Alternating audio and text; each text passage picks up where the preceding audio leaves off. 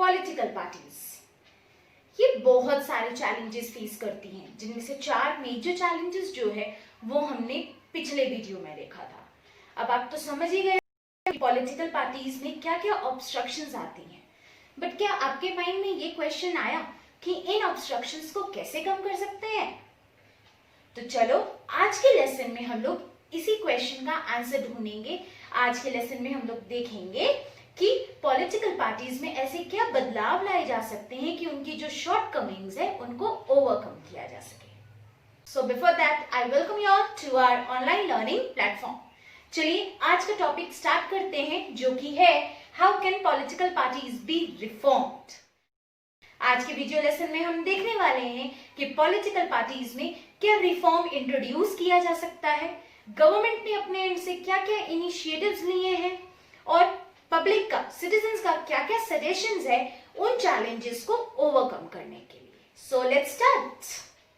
सी, इस टॉपिक को हम लोग 2 ब्रॉड कैटेगरी में पढ़ेंगे। पहले एक कैटेगरी देखेंगे एफर्ट्स जो कि गवर्नमेंट के द्वारा लिया गया है या इंडियन डेमोक्रेसी के थ्रू आया है, ताकि पॉलिटिकल पार्टीज की ये जो शॉर्टकमिंग्स है उसको ओवरकम किया जा सके।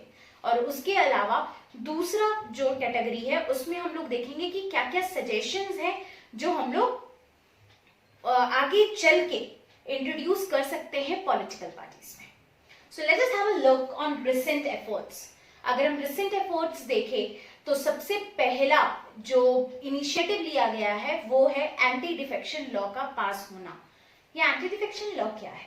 एंटी डिफेक्शन लॉ जानने से पहले जरा जानते हैं ये डिफेक्शन क्या होता है। सी, पहले पॉलिटिकल पार्टीज क्या करती थी, पॉलिटिकल पार्टीज में एक्चुअली कैंडिडेट्स क्या करते थे। इमेजिन करो एक सिचुएशन है, कांग्रेस पार्टी और बीजेपी पार्टी है, ठीक है। कोई एक कैंडिडेट है, वो इलेक्शन लड़के जीतना चाहता है और कुछ समय पहले तक तो यू बेटर नो कि कांग्रेस पार्टी हमारे यहाँ ज्यादा पॉपुलर थी। तो हुआ क्या, वो कैंडिडेट कांग्रेस पार्टी से इलेक्शन लड़ गया। जैसे ही इलेक्शन जीता उसने क्या किया, तुरंत अपनी पार्टी चेंज कर दी। मान लो कोई वो बी पार्टी को था तो वो बी पार्टी को ज्वाइन कर लिया। अब इससे क्या हो जाता था कि पब्लिक के साथ चीटिंग हो जाती थी। कैसे चीटिंग हो जाती थी? तो देखो, इंडियन माइंड अगर हम देखें, इंडियन व्यूज देखें तो यहाँ पे बहुत कोई ऐसे होते हैं ना जो ये सोच के नहीं वोट करते हैं कि मेरे एरिया में कौन अच्छा रूल कर रहा है। हम लोग ये देखते हैं कि सेंटर लेवल पे किसकी सरकार ज्यादा अच्छी होगी, तो हम लोग अपने एरिया में भी उसी पॉलिटिकल पार्टी के पर्सन को इलेक्ट करने का काम करते हैं, ठीक है। तो इससे अब लोगों के साथ चीटिंग हो गई। जैसे उन लोगों ने वोट किया कांग्रेस के लिए, बट ये बंदा क्या हुआ, तुरंत इलेक्शन जीतने के बाद अपना पार्टी चेंज कर लिया। तो कहीं ना कहीं पब्लिक अपने आप को ठगा महसूस करती थी एंड ये गवर्नमेंट को भी रियलाइज था, ये हमारे सुप्रीम कोर्ट को भी रियलाइज था कि ये एक तरह का गलत है। पार्लियामेंट ये बात समझता था। सो इसी प्रॉब्लम को ओवरकम करने के लिए, इसी डिफेक्शन को हटाने के लिए एंटी डिफेक्शन लॉ लाया गया। अब अगर कोई अगर कोई इलेक्टेड पर्सन, अगर कोई कैंडिडेट इलेक्शन लड़ता है किसी ए पॉलिटिकल पार्टी से और इलेक्शन जीत जाता है, और वो जीतने के बाद अगर चाहता है कि वो बी पार्टी में आ जाए, तो उस केस में उसको अपना पोजीशन भी छोड़ना पड़ता है।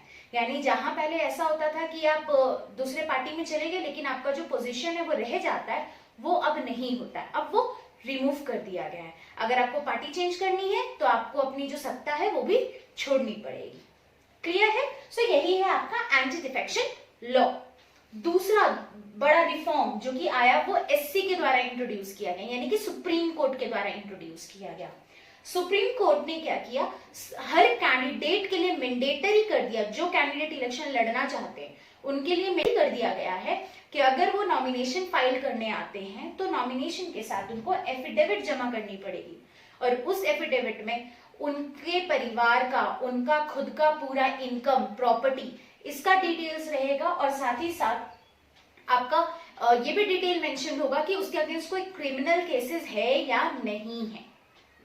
और इनमें से बहुत सारी जानकारियां ऐसी होती है जो पब्लिक कर दी जाती है, यानी कि सिटीजन्स के साथ साझा कर दी जाती है, ताकि कोई गलत कैंडिडेट इलेक्शन में ना आ जाए। याद होगा लास्ट क्लास में हमने बताया था कि कुछ पॉलिटिकल पार्टीज जो है वो क्या करती थी, तो कई बार पैसे के चक्कर में क्रिमिनल को भी टिकट दे देती थी, तो इससे कहीं ना कहीं तो पब्लिक के साथ चीटिंग हो रही थी। सो इस चीज को ओवरकम करने के लिए सुप्रीम कोर्ट ने ये ऑर्डर दिया। और दूसरा कारण जो इस ऑर्डर को देने का था वो ये था कि बहुत सारे नेता ऐसे निकलते थे जो करप्टेड होते थे। वो क्या कर रहे थे, तो बेसिकली वो तुम्हारा पॉलिटिक्स में आने से पहले कुछ पैसा नहीं है, लेकिन अचानक से नेता बन गए और उसके बाद उनके पास करोड़ों की प्रॉपर्टी आ गई। सो ये सारी चीटिंग को रोकने के लिए एससी के द्वारा ये इंट्रोड्यूस किया गया। हाँ, बट अनफॉर्चुनेटली ये सुप्रीम कोर्ट ऑर्डर्स लागू कर दिए हैं। बट कहते हैं ना, इंडिया में बहुत सारे लॉ ऐसे हैं जो बस नाम के बने पड़े। यही हाल है इसका भी। वो लोग फाइल तो कर देते हैं, एफिडेविट नो डाउट फाइल होता है, लेकिन उस पर कोई चेक नहीं है। मतलब कोई जाके चेक नहीं कर रहा है कि जो एफिडेविट फाइल की गई है वो सही है या नहीं। या कोई पॉलिटिशियन जब वो पॉलिटिक्स में एंटर कर जाता है, इलेक्शन जीत जाता है, उसके पहले की प्रॉपर्टी और उसके बाद की प्रॉपर्टी में कितना अंतर है। ये इस तरह का जो सिस्टम ऑफ चेक है वो एब्सेंट है। सो ये लॉ धरा का धरा ना। तीसरा जो है आपका रिफॉर्म वो ये है कि इलेक्शन कमीशन ने ये मैंडेटरी कर दिया है पार्टीज के लिए कि अब उनको ऑर्गेनाइजेशनल मीटिंग्स हेल्ड करनी पड़ेगी और साथ साथ में ऑर्गेनाइजेशनल इलेक्शंस भी रेगुलरली हेल्ड करने पड़ेंगे। यानी ऑर्गेनाइजेशन के अंदर में भी इलेक्शंस होना जरूरी है। और साथ ही साथ हर साल के अंत में, फाइनेंशियल ईयर के अंत में, उनको इनकम टैक्स रिटर्न्स फाइल करना पड़ेगा। ये जो अभी गवर्नमेंट नॉर्म्स है इनकम टैक्स रिटर्न फाइल करने का, एज पर उनको फाइल करना पड़ेगा। सो इलेक्शन कमीशन ने ये ऑर्डर तो जारी कर दिया, नो डाउट पॉलिटिकल पार्टीज के इलेक्शन कमीशन पॉलिटिकल पार्टीज के इनकम टैक्स रिटर्न्स फाइल भी होते हैं, but all these are mere formality and nothing else. इन पे कोई चेक नहीं कर रहा है कि जो ये इनकम टैक्स रिटर्न दिखा रहे हैं वो सही दिखा रहे हैं, कहीं ऐसा तो नहीं है कि ये गलत दिखा रहे हैं। या एक होता है ना कि भाई इतना इनकम दिख रहा है तो कहां से आया, ये सारी चीजों पे कोई चेक नहीं है। यानी कि नो डाउट अपने एंड से तो कोशिश की गई है पॉलिटिकल पार्टीज को रिफॉर्म करने की, बट कहीं ना कहीं हम लोग एक कदम पीछे हो ही जा रहे हैं। नो डाउट हमारे पास लॉ आ गए, 3-3 तरह के लॉज बना दिए गए हैं पार्टी रिफॉर्म्स के लिए, बट ऑलमोस्ट सारे के सारे बस नाम के हैं, सिर्फ पेपर्स में। एक्चुअल प्रैक्टिस में इनको संभाल पाना, इन रिफॉर्म को एक्चुअली अप्लाई करवा पाना पॉलिटिकल पार्टीज के से, ये इस वक्त हमारे लिए पॉसिबल नहीं हो पा रहा है। क्लियर है? सो ये वो एफर्ट्स है जो कि आपके हमारे डेमोक्रेटिक इंस्टीट्यूशंस के द्वारा लिया गया है ना। Late us have a look कि सिटीजन्स का या अलग ग्रुप्स का क्या सजेशन है और क्या क्या रिफॉर्म्स हैं जो पॉलिटिकल पार्टीज में इंट्रोड्यूस किए जा सकते हैं और पॉलिटिकल पार्टीज अपने अंदर खुद इंट्रोड्यूस कर सकते हैं।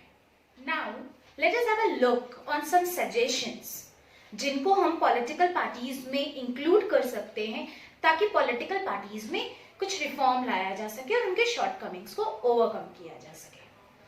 पहला सजेशन, कुछ लॉ बनाए जाए जो कि इस चीज पे नजर रखे कि पार्टीज के अंदर में क्या क्या मैटर्स हो रहे हैं, क्या क्या अफेयर्स हो रहे हैं, उन पे नजर रखने के लिए, उनको रेगुलेट करने के लिए कुछ लॉज की जरूरत है। जैसे कि एग्जाम्पल, मेंबरशिप रजिस्टर्स का चेक हो और उनको ये फोर्स किया जाए कि उनको मेंबरशिप रजिस्टर्स रखने ही पड़ेंगे।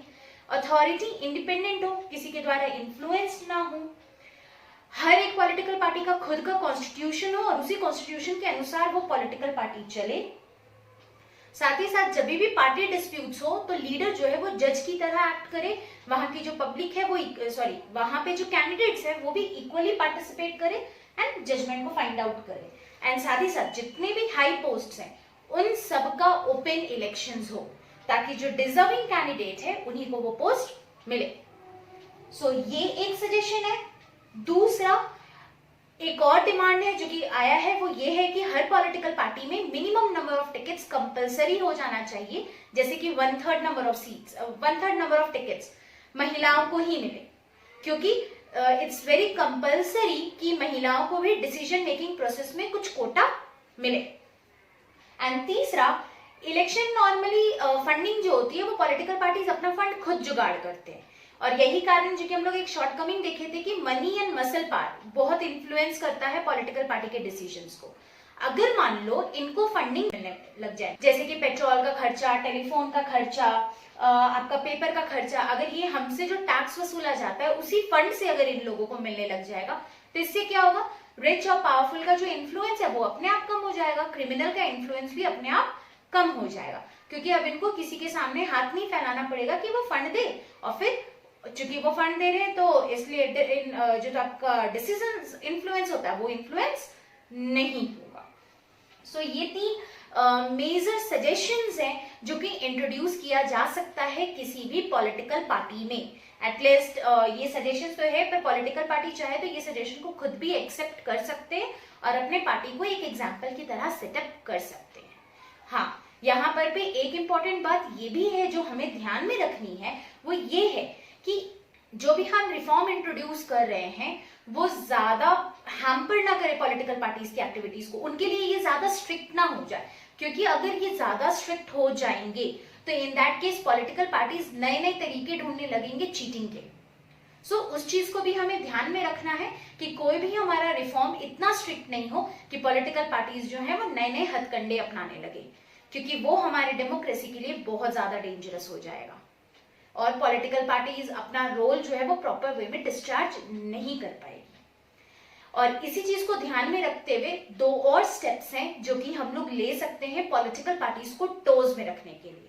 वो पहला है कि जो पब्लिक है, जो मीडिया है, जो प्रेशर ग्रुप्स हैं, ये क्या करे, पॉलिटिकल पार्टीज पे प्रेशर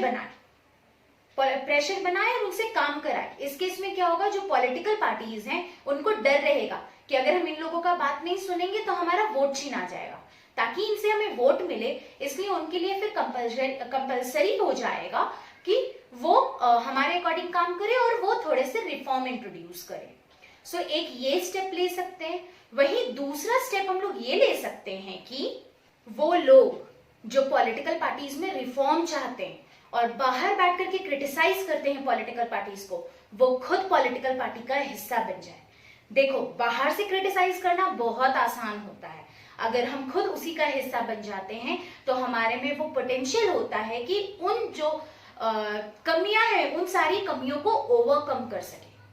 सो ये एक दूसरा तरीका है जिससे हम पॉलिटिकल पार्टीज में रिफॉर्म ला सकते हैं। सी स्टूडेंट्स, कोई भी डेमोक्रेसी कितना सक्सेसफुल है वो डिपेंड करता है बेसिकली पब्लिक पार्टिसिपेशन में।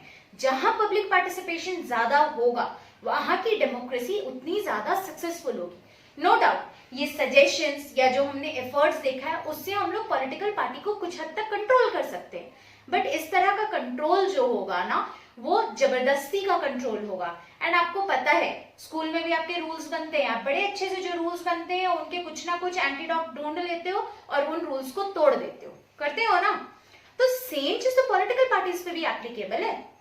पॉलिटिकल पार्टीज भी उनके लिए रूल बनाओगे तो वो कोई ना कोई नया रास्ता ढूंढ लेगी उस रूल से बचने के लिए, और इस चीज को हम रोक सकते हैं सिर्फ खुद पार्टिसिपेट करके, नहीं तो डायरेक्टली गवर्नमेंट पे प्रेशर बना के, यानी कि public participation is the ultimate solution, ताकि आप पॉलिटिकल पार्टीज के शॉर्टकमिंग्स को ओवरकम कर सके। सो होपफुली ये टॉपिक क्लियर है और इसी के साथ हमारा चैप्टर ओवर होता है। उम्मीद है कि आपको ये पूरा चैप्टर अच्छे से समझ आ गया होगा। हाँ, अगर कहीं भी कोई डाउट रह गया है, if you want any kind of help or anything else, you can ask that in the comment section. I'll be there to provide you the answers and I'll be there to help you out. So that's all for today. Thank you. Next class में हम लोग मिलेंगे एक और new topic के साथ, एक और न्यू चैप्टर के साथ। तब तक के लिए tata, bye bye, see you.